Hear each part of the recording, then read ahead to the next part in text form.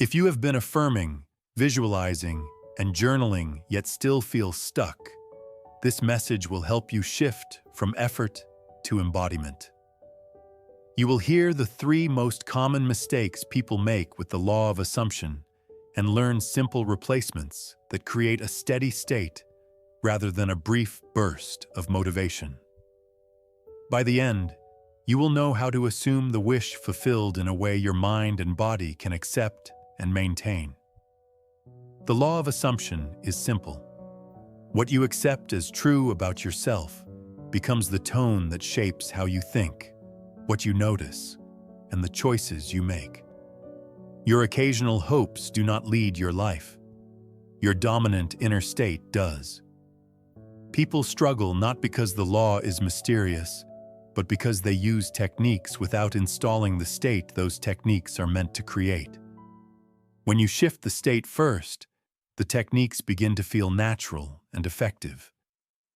Mistake number 1 is treating affirmations like magic words instead of a state change tool.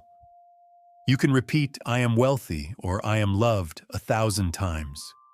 But if your breathing stays shallow, your shoulders stay tense, and your inner voice continues to doubt, the words will slide off like stickers on a wet surface.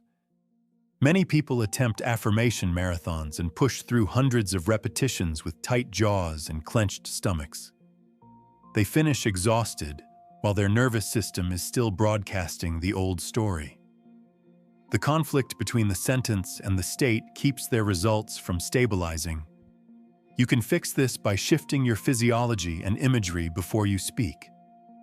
Close your eyes and cue your body into safety with a slow inhale through your nose and a longer, softer exhale through your mouth. When your body begins to soften, craft a tiny scene that would be true if your desire were already done. Keep it ordinary and repeatable. Imagine a friend saying, "I knew you would pull this off." Feel their hand on your shoulder, hear the exact words, and notice your body's natural exhale. When the feeling lands, speak one sentence from within that state. Use words that match the scene, such as, "It feels natural to be the person who did this," and keep your tone gentle and present. Fewer, slower, embodied lines will do more than frantic repetition because your body now agrees with your words. Mistake number 2 is obsessing over external proof and checking the scoreboard all day. It is tempting to measure progress by what you see in your account, in your inbox, or on your phone. However, constant checking tells your subconscious that you do not have it yet. You become like a gardener who keeps digging up the seed to check if it sprouted, and in the process, you break the roots. A quieter version of this mistake is the nightly audit, where you grade yourself for imperfect thoughts and punish yourself for feeling human. That habit rebuilds the old identity because it centers lack and pressure. You can replace this with a minimum viable assumption and relaxed certainty. A minimum viable assumption is the smallest believable sentence that implies your result without triggering resistance. If "I am a millionaire" makes your body tense, try "Money keeps finding me in simple ways," or "I am the kind of person who gets chosen." When your mind accepts a sentence, it repeats it easily and it multiplies naturally. Instead of hunting for proof, notice alignment.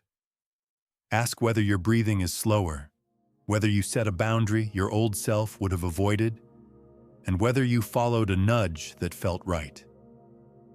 Decide in advance how often you will evaluate in the outer world, and keep it infrequent so your nervous system can settle into completion. Live like someone for whom it works out, and let the 3D catch up at its own pace.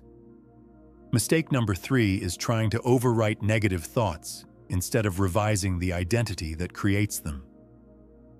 Thoughts are outputs. Identity is the source code.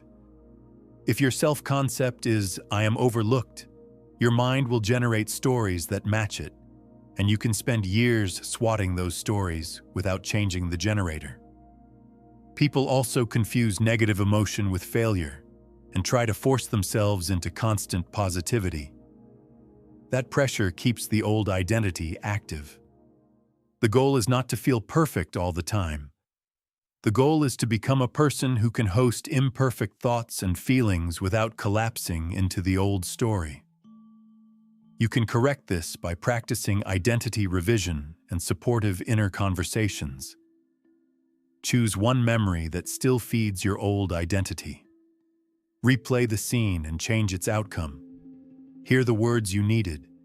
See yourself chosen, respected, or supported. Let your body feel the relief as if it were happening now. You are not denying reality.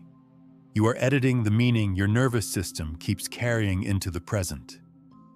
After revision, maintain inner conversations that affirm the new self.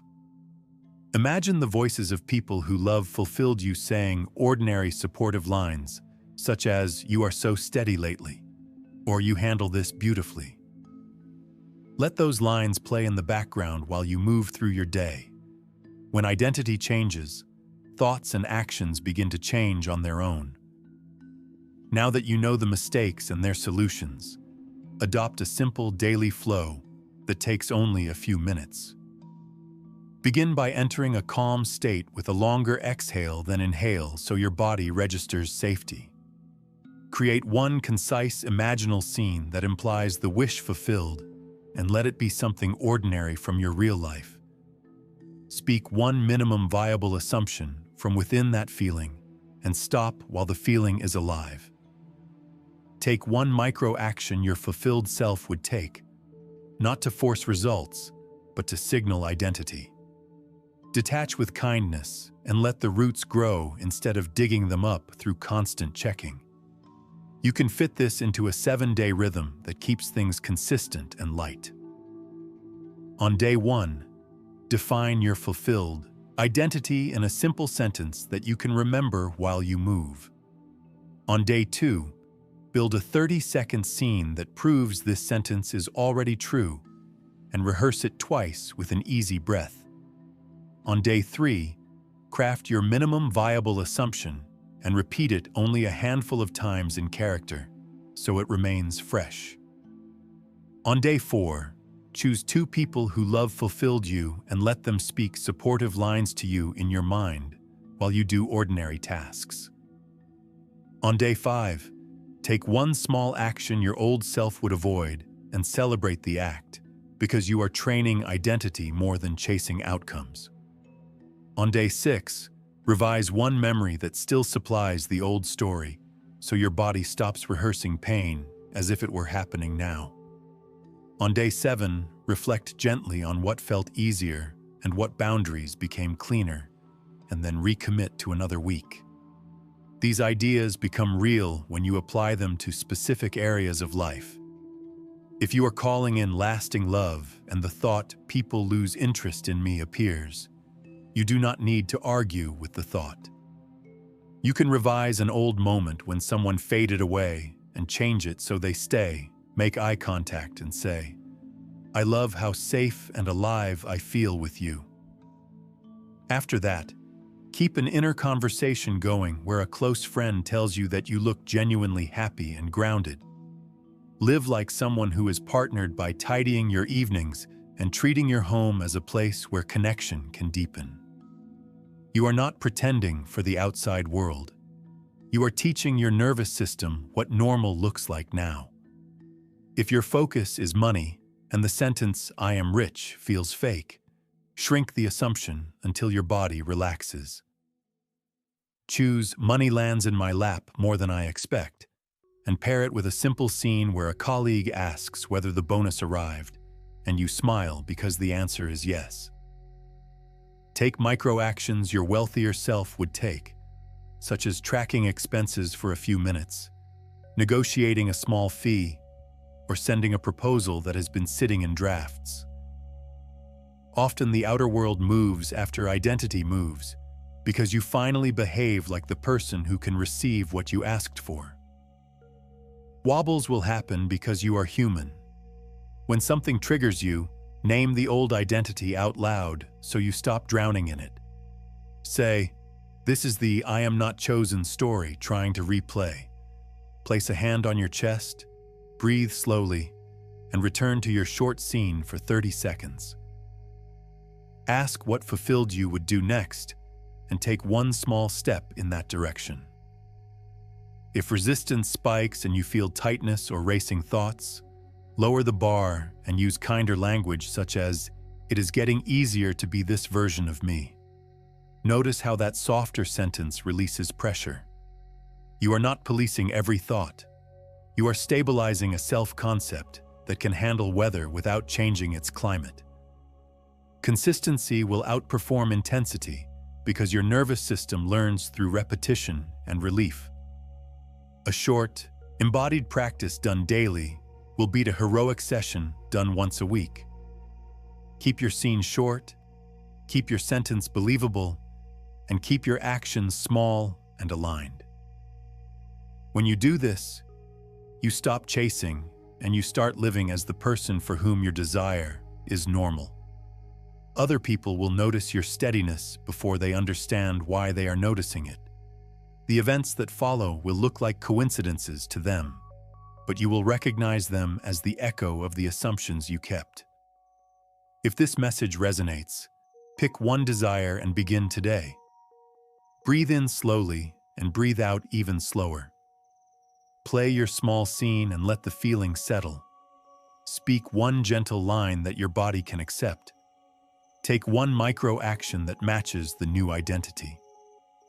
Allow the rest of the day to be ordinary and good. Your job is not to force outcomes. Your job is to maintain a calm, consistent assumption that you are exactly who you say you are now.